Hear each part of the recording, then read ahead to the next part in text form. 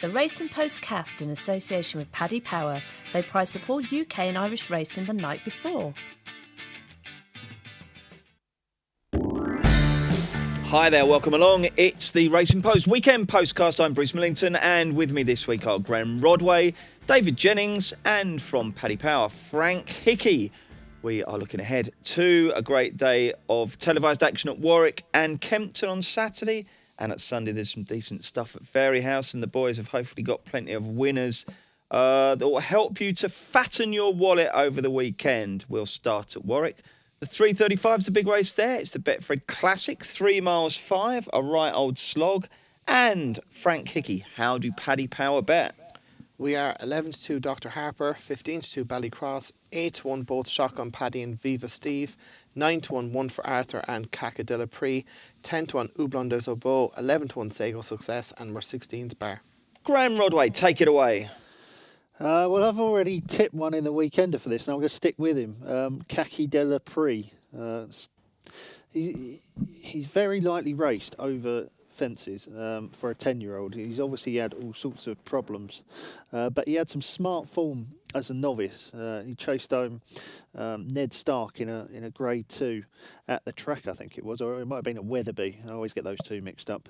And yeah, that was a decent effort, and he looks like he's going to be really suited by a step up in trip on testing ground, and the way that the weather's been in Britain recently, you've got to say if this goes ahead, which you hope it will, then it's going to be that horrible, tacky, really testing surface that they get after a little bit of frost. And I think Caca de la Prix will be really well suited by that. And he was staying on very strongly last time out, albeit in a much weaker race at Bangor. I think he'll improve for the step up in trip. However, I'm hugely worried about Shotgun Paddy, who is another, as we know, absolute slogger, complete mudlark, and the more testing this ground gets, the better. He's just dropped to such a dangerous mark now, and it's that age-old conundrum, really, of weighing up a proven older horse who's well handicapped against the up-and-coming, improving young stayer, and I think that's what we've got here. Shotgun Paddy, the well handicapped old, and Caca de la Prix, the up-and-comer, and I'll be tempted to back them both. But yeah, do back them both. There's 22 runners for Pete's sake. Caca de la Prix for me is the best bet, though, in that. And the Rod Laver on Shotgun Paddy, possibly, yeah? Yeah. OK, DJ, what do you like here? Yeah, I've been preaching for the first half of the season, Bruce, that Dr. Harper was one of the best handicapped horses in training, and unfortunately he was done a short head on New Year's Day, which was absolutely gut-wrenching, to be honest, because he did everything right.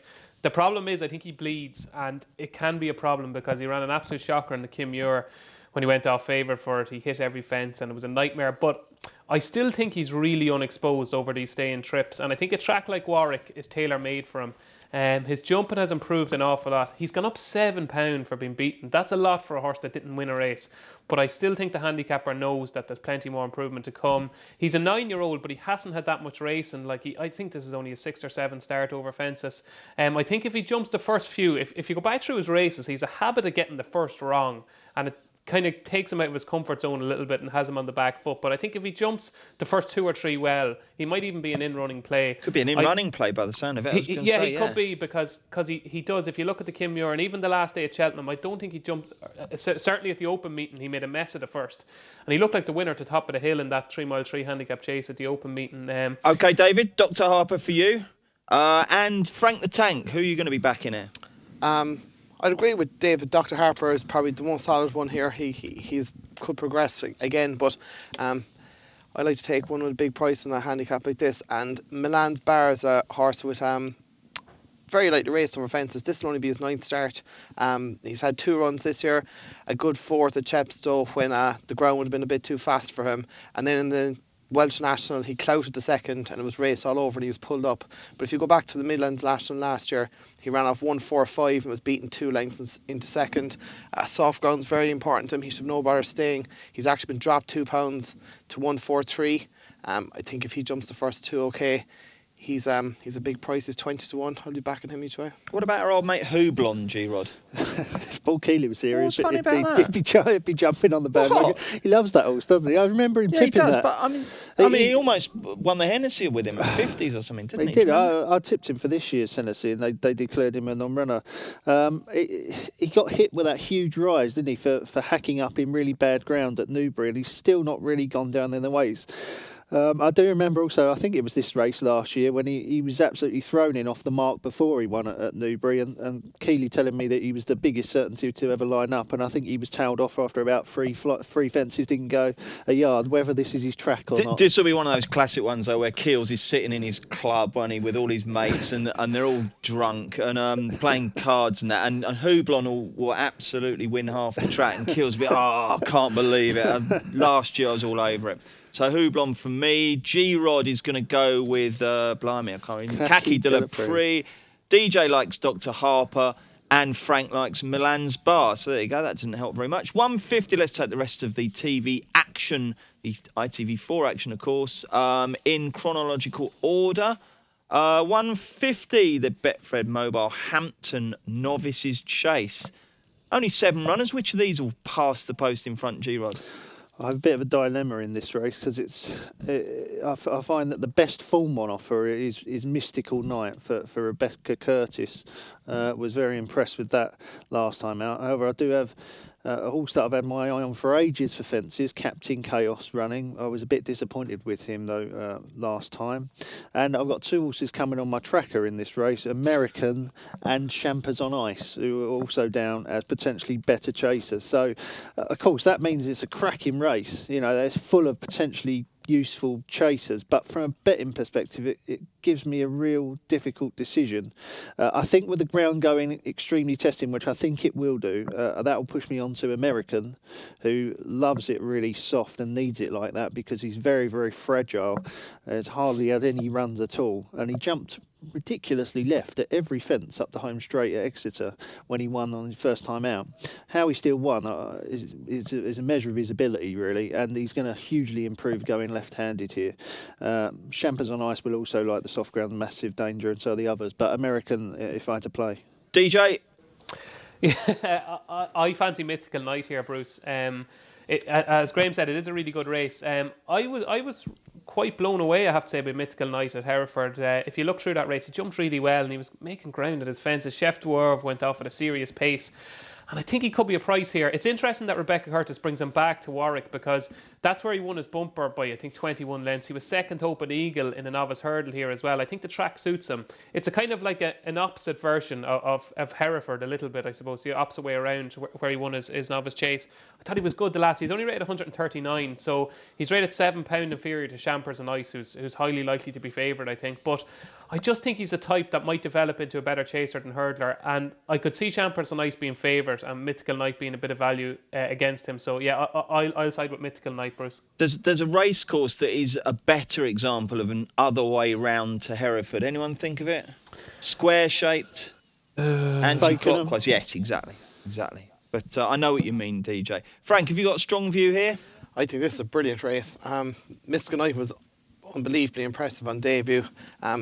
Champers on Ice is one that everyone probably was keeping an eye on after his Albert Bartlett run for going fencing. But there's one here I think will be a price. Obviously, no one's got a price up yet, but Pobbles Bay has been immaculate over fences in 2 runs.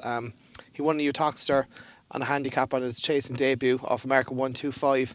He won by 16 lengths, but the third Bundoran went up to Newcastle and sluiced up. Poker School has done me a favour too since. He was 5 lengths back again, so he was like beaten 25 lengths. This Pobbles Bay got a stone for that. Went to Chepstow on Welsh National Day. Won by 4.5 lengths from Ibis de Roo, who was the Martin Pipe winner last year. I've marked down as next year's Welsh National winner already. I think he'll be a price, and I'd be willing to give him a go. He'd probably be 5 or 6 to 1, I'd say, looking at the makeup of the field. Hopefully. I hope producer Jack has written down that little one. I've got him down as next year's Welsh National, well, this year's Welsh National winner, because that could be a real prophecy. That sounds like you quite fancy this race, lads. You think there could be some tools in here? Let's rattle through the rest of it. 2.25, the Pertemps qualifier. Some good old favourites, obviously, in this one. And which of them do you like the most, G-Rod? I thought it was quite a top-heavy race. I thought the ones at the top of the weights were real classy types. Clondor Kean, the top weight, was a very impressive winner at Cheltenham last time out. But I'm going to go for Barney Dwan. Why is there a sort of a snigger in your voice here? No reason at all. You're just feeling cheerful, yeah? Yeah, absolutely. Okay. Barney Dwan I'm going to go for, who well, I mean, he's been the most unlucky horse over fences so far this year. He should have won first time. He was miles ahead when he all but fell at the last at Kempton. God knows how he stood up. And then last time he was going to win, I think, at Wincanton, and he was brought down in quite a hot race. And I don't blame Fergal O'Brien. He's obviously wants to get him qualified for the per temps, so he gets him in this qualifier back over hurdles.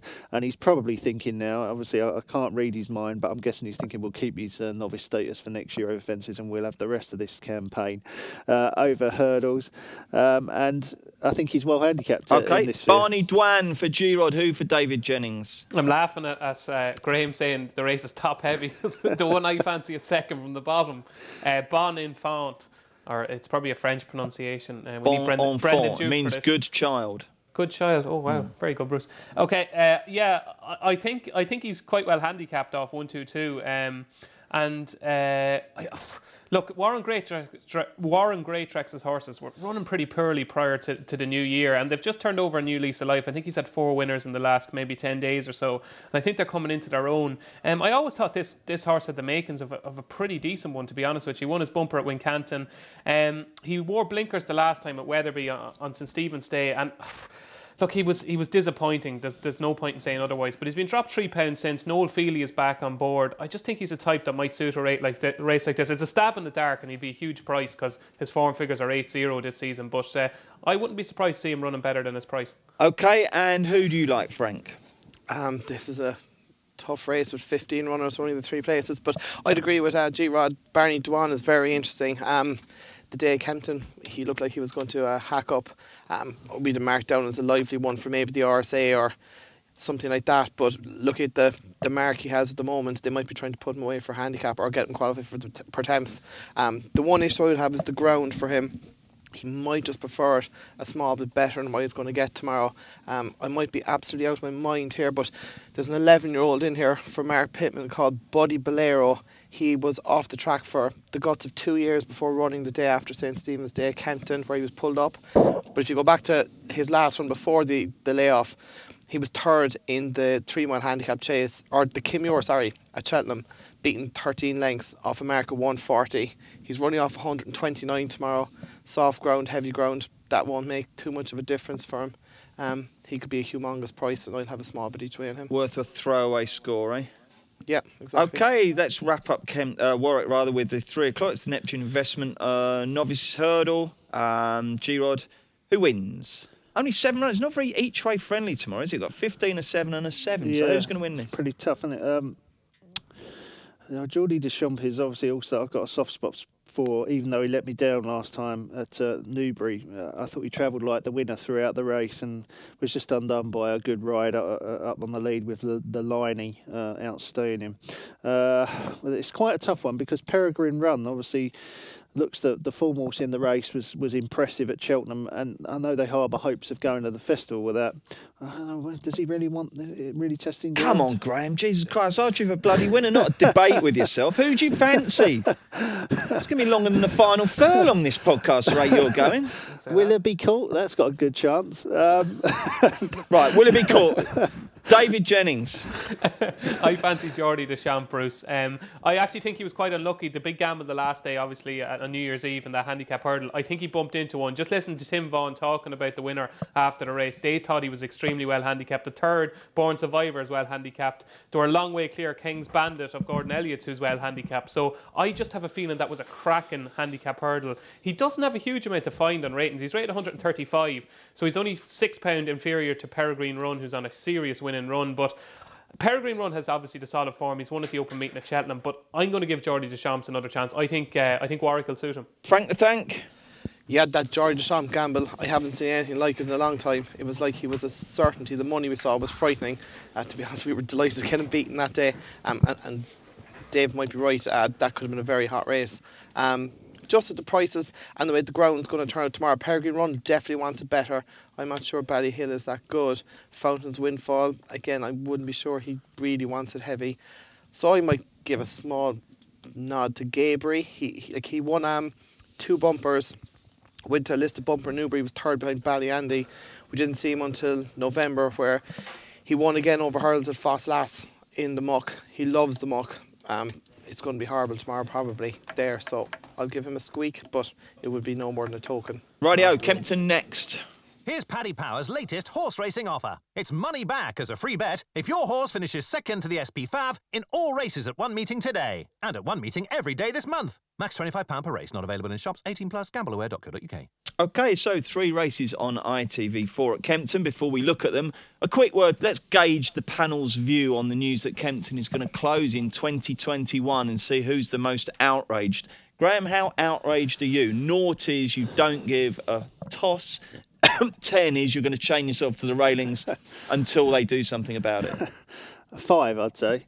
I think it's extremely sad, obviously, for racing. It's got a huge amount of history there, but I think the place kind of lost a huge amount of its appeal to me when they put the all-weather track in years ago.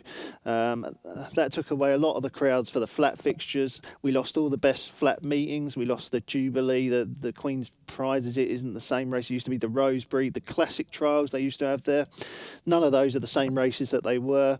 And really, the only reason that it's such a great track now is for the King George, that 1 or 2 days at Christmas. And I would never go there myself that day anyway, because it's always rammed, banged out, and it's quite a small track for a huge crowd like that. Now, I've been there a few meetings on Wednesday, Thursday evenings. I don't mind a night down there, but it's always dead. There's no one there. It's empty. It's completely sold. So you don't like it when it's packed. You don't like it when it's empty. What's the optimum crowd for you, G-Rod? 3,742. Well, I always say Sandown on a Friday afternoon is the ideal amount of crowds. You know, if you go to Sandown on a Friday afternoon, there's always the right amount of people there. Not too many. We'll give Rod Street at Great British Racing a shout and see if he can organise it so it's exactly like that. My big concern with Kempton is where the money will go and how they're going to spend it. I really don't think we need another all-weather track. Certainly not up at Newmarket. No, I can't remember anyone saying, "Cool, wouldn't it be great if Newmarket had an all-weather track?" But then again, I suppose Greenpeace would like it. It's where all the horses are trained. So can you imagine being stuck over at the Rowley Mile in a cold December night? Well, you'd be in the wrong place because it's a different course, no, isn't it's it? right opposite. They'd be right across the road. Yeah, it will. Yeah. So as I say, you'd be in the wrong place. Well, yeah, but it'd be the same. It'll be like a bags. It's just bags. They're building a bags track, aren't they? They're just building a bags track basically for the picture right. So I'm with you. I really will miss the King George. I won't miss most of the rest of Kempton. But I can't see that the trade-off of losing Kempton and getting an all-weather track at Newmarket is particularly special. What's your view, DJ? Yeah, I think a tedious link here. I think you said they're going to build a bags track. I think they've made a bags of the whole thing, to be honest with you. It's a track I love watching racing, and I've never been there. I love watching racing, and I actually think it's the best of the all-weather venues, to be honest with you. I think it's the fairest. Once the kind of cutaway comes, I think it's the fairest. Look, I shouldn't really have an opinion on it because I don't know enough about it. I don't know the crowds. I've never been there. But from an Irish perspective, it's hugely disappointing. Even talking to the trainers and the jockeys, like, we all love the King George. I think after Cheltenham, I think the King George is the next kind of biggest race for Irish racing fans. So to lose that is huge. Like, they're going to have to do serious drainage with Sandown to cope with the extra meetings. Like, did Willie say anything about it for the column? He did, it's quite interesting. His point actually in his column tomorrow is quite interesting. He's very much against it, and he's really worried for jump racing in Britain at the moment. The fact that they have to get rid of this track, it is quite interesting what he has to say. So it's certainly worth reading. And we certainly shall, DJ. On a scale of 1 to 10, I'd be 6 because I don't know enough to be any more. Okay. Frank, where are you between 0 and 10? Yeah, I'm very sad to see that Kenton go, but at the same time, I don't know a whole pile about the deal to really comment. It's just very sad to see it go. Okay, well, before we do it, again, we will look at Kempton, but very quickly, ITV4, did anyone watch it last week? Yes, I did. What do you think? Really quickly, good or bad? I thought it was good, and I really liked the show in the morning as well, the opening show. Yeah, good, I thought wasn't that was it? a good effort. Yeah, I did. DJ and Frank, did you watch a bit of ITV4 last week? Are you able to get it? Yeah, I think it's very good, yeah. Good. You happy with it, Frank? Yeah, I couldn't see 2 feet in front of my face last Saturday, Bruce, to be honest, so really? Didn't want it at all. No, I was on my stag. Was that because of the fog or a hangover? Oh, no, I was on my stag. So. Oh, were you on your stag? Yeah. Oh, I didn't realise. Frank. Yeah, so it was... it was not in a good way. We'll come to that later. I want a full debrief on that, and we'll also bring you news of Brennan Duke's date last week as well, which had a little interesting podcast-related twist to it. Right, before that, though, we'll tackle these Kempton races in chronological order. The 205 is the 32 Red Casino Chase. It's a listed race. Only 4 runners, but some old favourites there. Very quickly, which of these 4 is going to win, G-Rod? Well, it'd be hugely disappointing if Vanuatu doesn't win, won't it? I mean, he likes this track. He's been disappointing this year, really, because he's on quite a good mark and he hasn't been able to cash in on it. But this is his course. The only worry would be if it comes up really, really testing. That would be a concern. But I expect Vanuatu will outclass him. DJ? Lovable old favourites. I'd say if you could pick 4 horses that I hated the most in training, 3 of these would certainly be in it. Vanuatu. Really? Oh, Vanuatu is a fake of a horse. He's had so many opportunities. Like, I even backed him without Duvan in the Arca last year, and he probably would have been second if he didn't fall at second last. He's a horrible yoke. He's plenty of ability, but he's just a horrible yoke. Vibrato Valtat is no better. I just don't like him. No, go on. Who's the other one you don't like? I'm not a big lover of Quite by Chance either. And Activial is probably the most interesting of them, to be honest with you, but he hasn't ran for 336 days, so it's hard to be excited about his chances. But you have to remember, he started 8 to 13 for that 3-runner race that Out Sam won last year at Newbury, so he's probably the most interesting of them, but I can't have any of them. Okay, fine. Frank, can you have any of them? I definitely won't be having a bet here, but Okay. if Vanuatu can't win, that's the end of him. He'll find a Righty-ho. way to get beaten. I don't know how, but he will find a way to get beaten. All right, let's hope we're slightly more enthusiastic about the 240. It's the pick of the card. It's the 32 Red Lanzarote Hurdle. 14 runners, so again, not much help on the old each way front. Frank, give us a show of betting. We're 5-1. Does Your Dog Bite? Jaleo is 13-2. Benny's King 7-1. Lord of the Island 8-1. Modus 9-1. Sam Red is 10-1. Chesterfield 11-1. Calandra, Fountains Windfall and Temple Ross are 12-1, and we're 14-1 bar. Have you ever been bitten by a dog, G-Rod? No. Have you, David? A few women years ago, probably. That wasn't the question. Frank, ever been bitten by a dog? No, not a proper bite. Just I have. plain. My brother used to live on a farm near Aberystwyth, and I went round there once, and the farmer came across with his dog, and his dog just came up and bit me. I was about 17 at the time, right, and I had to go to hospital for a tetanus jab. And I was quite a baby-faced 17-year-old, and the nurse who was doing the injection asked me if I got it on my paper round. I was horrified. I didn't used to get served in pubs before Sorry, I was Bruce, 18. I didn't mean to make a joke of that. That's all Sorry. right, mate. Don't worry. Anyway, I didn't know what was to follow. the favourite has a great name. Has it got a great chance, G-Rod? Yeah, it does, but I'm a little bit concerned about the way it races. I mean, it traded at more than 200 in running en route to its last 2 wins, so it has a habit of getting outpaced and then... Well, I love those horses because you running can on. back them at a massive price, can't you, in running? Well, yeah, but when I do that, they never win. They just disappear at the back of the screen, you know. And this one came under pressure last time at Kempton. There was something that went miles clear, like I was going to win, whose name escapes me. Del Arca. Yeah, that's the one, Del Arca. And Dodge Your Dog Bite mowed him down late and won with a little bit in hand. I'm convinced he wants further than this, and he's up in grade and he's up in the weight. So I just think that might find him out. Coming in, who you tipped? I've tipped Jaleo already at the earlier price in the Weekender column. And I'd Have you still enjoyed doing the fancy Weekender? I have enjoyed It's Danny it. in for kills. Is he Yeah. back next week, the gaffer, isn't Yeah, he? he's back. Yeah. I'm sure everyone will be really pleased to hear that. My 2 headline tips in the last 2 weeks have both failed to make the course. Don't worry, sadly. third time lucky, mate. So Jaleo's the one, is it? But no, at the prices that today, I really fancy the other old Bloomfields runner. Well, that is a Bloomfields runner. This is an old Bloomfields runner, Chesterfield. Chesterfield, who I thought okay. was a huge price, was a bit of an eye catcher in the old Ladbroke. It's not the Ladbroke anymore. Some race they call it now at Ascot just before Christmas, and stayed on really strongly behind Brain Power. Betfair heard. No, it's not that. It's not that The either. Wessex Youth. Oh, is it? Handicap. Oh, it's the Wessex Wessex Youth. Youth, Well that's it, played. yeah. Oh, at yeah. Ascot. Yeah. Sorry, at Ascot. Yeah. That's the one. Anyway, yeah, he's got a good chance. Good sponsorship knowledge there. Okay, Chesterfield for Graham Rodway. DJ, who'd you like? I backed Jaleo in the Fred Winter last year. Was a bit disappointed with him, but I fancy Does Your Dog Bite. I don't think he was going as badly as his price in the exchanges suggests at Kempton on St Stephen's Day, or Boxing Day as you call it. He lost his position, but at no stage did I think Aidan Coleman looked like he wasn't sending out huge distress signals. He's gone up £6 for that. I thought he deserved a little bit more. He's kind of unfashionable because he wasn't that good on the flat. He was only rated 72, but I think Andrew Hollinshead had him. But he's a kind of a horse. He finds plenty for pressure. I think he's got a huge engine. I think he's going to be very hard to beat. Okay, and Frank. Yeah, I was talking about Does Your Dog Bite yesterday to one of the lads in the office, and I was asking the question, when was the last time John Joe had a horse that won its first 3 races for him?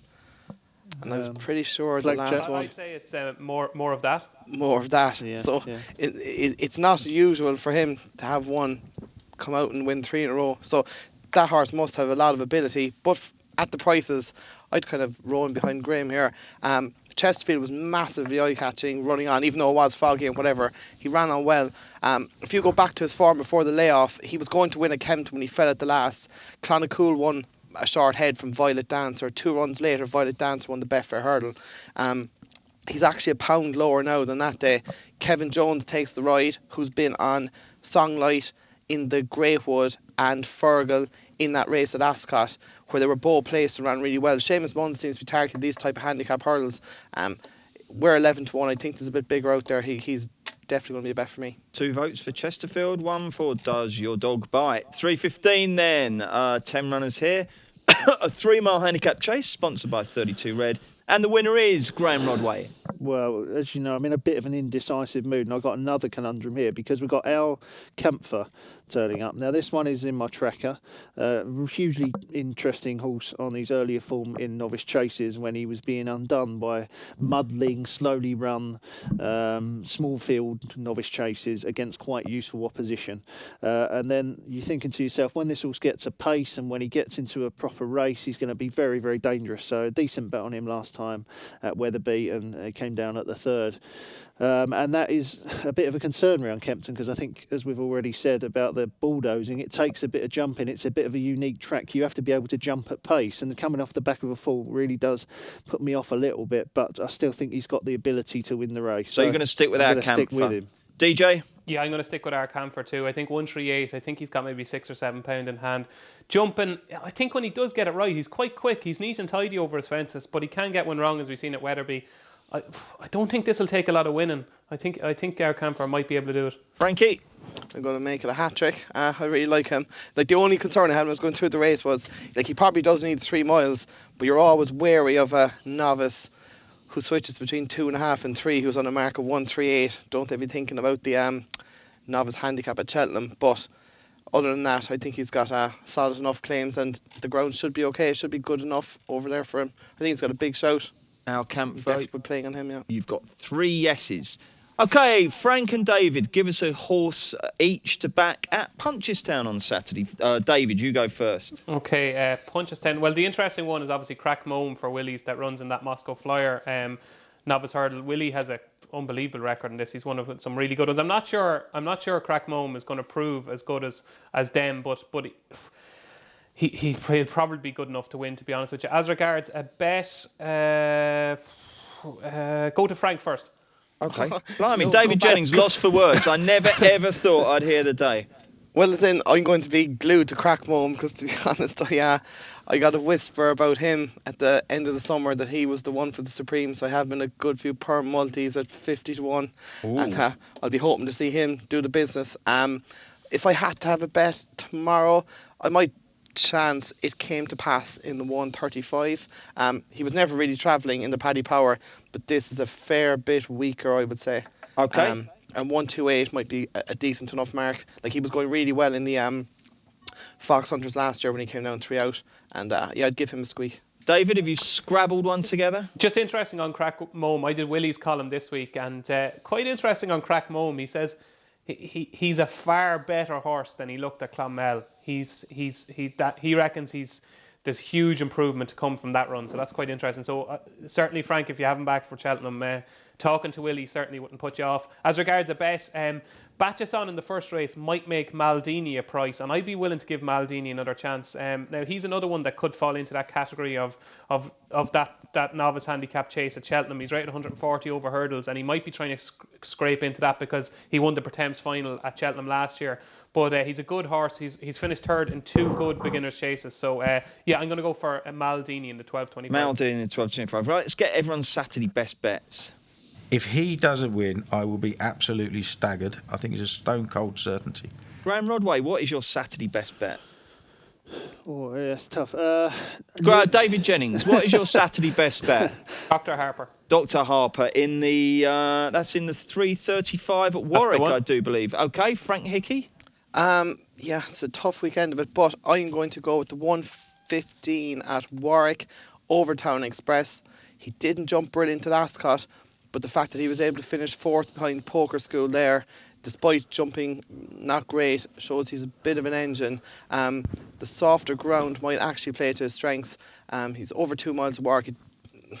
The rest of them look exposed enough. I think 132 might underestimate him. He's my best bet. Coming in, Graham. I'm going to go with American. American in what? 150 at Warwick. Right, Are you okay. sure, Graham? But Are you sure? I mean, it Honestly, was a I'm hard going to have to decision. guide It him was back a to his tough desk. He'll decision. get lost. Well, I don't think I'll get my coffee out tonight at this rate. Am No, I going you to won't. decide You what I'm need a going to bloody tip? good shaking, don't you? Come on, man. Raise yourself. Right, let's look at Sunday now. Here's Paddy Power's latest horse racing offer. It's money back as a free bet if your horse finishes second to the SP5 in all races at one meeting today. And at one meeting every day this month. Max £25 per race. Not available in shops. 18 plus. Gambleaware.co.uk. Hi there, Bruce Millington, Graham Rodway, David Jennings and Paddy Powers. Frank Hickey are looking at Sunday's racing. Fairyhouse is the main event over in Ireland. We've also got meetings at Fakenham and Kelso. OK, we'll start with Fairyhouse. And the big race is the Bar 1 Racing Danmore Memorial at 2:30. 14 runners go to post. David Jennings, which will cross the line in front? The most likely winner, I think, is Jerry Donaire of Willie Mullins, who ran a real eye-catching race in a good trial for this race. The handicap chase at Leopardstown on St Stephen's Day ran away on Robbie Power a little bit midway through the race. Was probably ran better than the distance he was beaten. I think he was beaten 9.5 lengths that day, but ran better. He's the most likely winner. One at a huge price that will run well is Caelan Owen down the bottom. Now, this horse has more problems than Grease. I think he has a wind problem. He bursts. He's loads of problems, but it's quite interesting. He traded pretty low in running the last day in that aforementioned race at Leopardstown. And after the race, I think Shane Nolan was interviewed. Mark Enright had to ride him because Robbie Colgan got injured. And he said, I was absolutely gutted that Robbie Colgan couldn't ride him, he said, because not that Mark is a bad jockey or anything, he said, but he said Robbie knows the horse inside out. And he said he's the most quirkiest horse you could imagine. But his best run so far in the season was at Fairyhouse off a mark of 120 when he was second at People's Park. He's only a pound higher. He will go a short price and run in the exchanges. Whether he kind of has the wind in him to go by and actually win a race, I'm not so sure. But he could be about 25 to 1, and he'll certainly run better than his price. I'm not having that. More problems than Grease. Is that the first time you've ever used that, David? No, I robbed it off somebody actually. Tommy Lyons. It's not even original. It's good though. It's not. What? Are you basing it on their economic strife? Yeah, it was probably more in fashion about a year ago. It was. I'm not having that at all. Frank, who do you like in this race? I'll give you a show of betting if you like. Oh, Bruce, yeah, sorry. actually. Yeah, please do.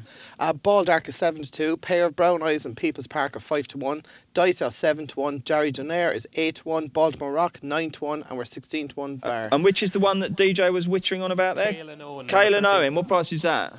That is 20-1. 20-1. Not wittering on, very concisely telling us what his I chances think you're right, are. Bruce. Yeah. Who do you fancy, Frankie? I think People's Park is a cracking bet here. He 2 races ago, he was the one that beat Caelan Owen. He beat him by, I don't know, was it 6.5, 7 lengths, but it was like cruised through the race and put to bed in a matter of strides. It was very impressive, but he went to the Paddy Power and he just didn't get home over 3 miles, but dropped back down to 2 miles and a furlong. The £9 he got for that win underestimates him. I think he'll win. People's Park. I love it with you, Frank. Sometimes I ask you who you fancy and you kind of do that. And I'm actually, I'll have another go at that. It's more like, and then I kind of think you're going to say, oh, it's impossible. But then you say, oh, this is absolute certainty. So People's Park. I really like it, yeah. Like I said, it's a competitive race and something might do it, but it's got a really good chance. I just realised that Caelan Owen is like 5 or 6 pounds out of the handicap, so that I probably was talking gibberish, Bruce. Yeah, no.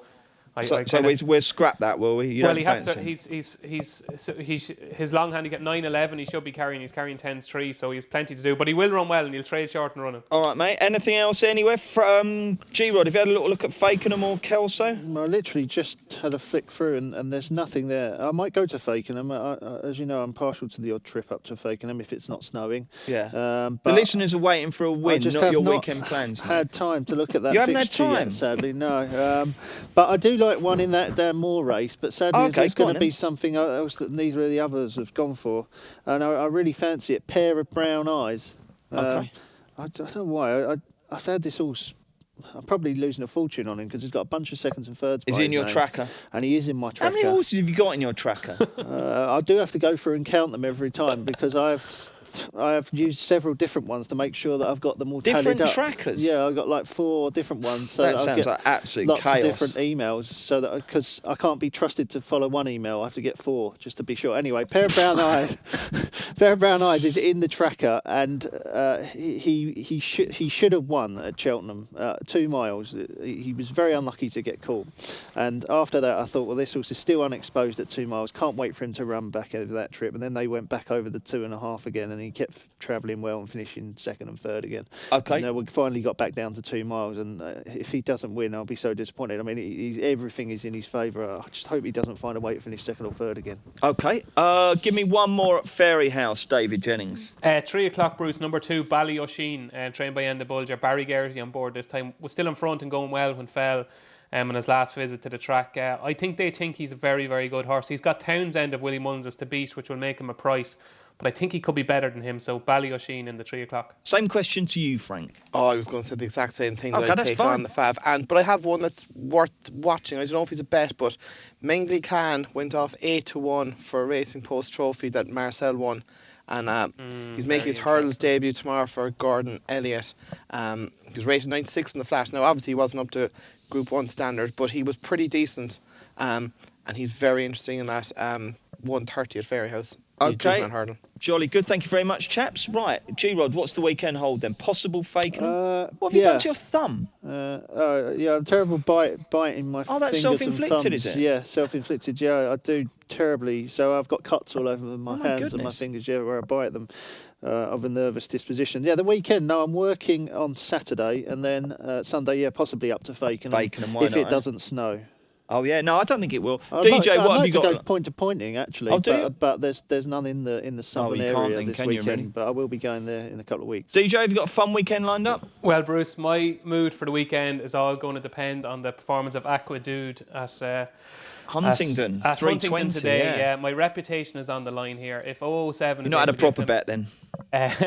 if 007 is able to give him £16, I'd be staggered. But as regards the weekend, I even dreamt about him last night actually. But as regards the weekend, actually our football starts back tomorrow, so I've got a football match.